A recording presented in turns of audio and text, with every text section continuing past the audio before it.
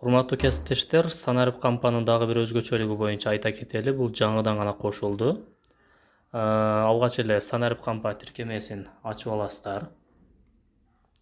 Санарип кампа ачылгандан кийин санарип кампа онлайн деген бөлүмдү ачасыздар. Санарип кампа онлайн ачылды. Ачылгандай мына жогору жагында кирүү деген баскыч турат, урматтуу кесиптештер. Ушул кирүү деген баскычты бассаңыздар, мынакей АИС мугалим аркылуу кирүү деп сурайт.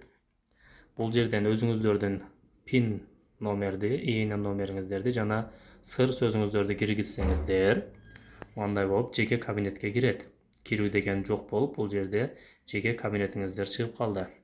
Бул жерде санарип кампа онлайндын дагы бир өзгөчөлүгү жөнүндө айталы дедик эле. Бул жерде өзгөчөлүк мынакей жогорку бөлүктөгү башкы менюлардын ичинде баалоо деген бөлүм ачылды. Сары менен белгиленип турат, өзү дагы бул баалоо. Ачсаңыздар жаңы бетте ачылат. Бул жерде жаңылык АИ же жасалма интеллект аркылуу түзүлгөн суроолор бар бул жерде. Ушул бөлүмдү бассаңыздар, мынакей мындай болуп жасалма интеллект аркылуу түзүлгөн суроолор деп ачылды. Бул бөлүм же болбосо тест, ушул баалоо деген баракча азыркы күндө толук иштелип бүтө элек. Ошондуктан бул жерде предметтерди тандаганыңыздарда суроолор чыкпай калышы мүмкүн. Азырынан негизги немелер, суроолор бул жерде тесттер STEM предметтерге багытталган. Ошондуктан мына төмөнгө түшсөңүздөр, бул жерде турат математикадан 6-класска, физикадан 7-класска, алгебрадан 7-класска, химия 11-класс дейт, биология 8-класска. Мына ушундай 20дан, ар бир бетте 20дан суроо турса, ушундай беттен 67 бет бар экен.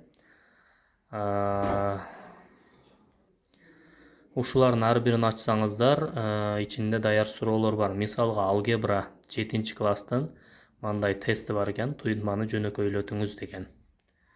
Окуучуларга бергенге даяр. Мисал үчүн биологиядан 8-класс дейт. Адам организминин уюмдашуу деңгээлдери туура тартипте көрсөтүңүз дептир бул жерде.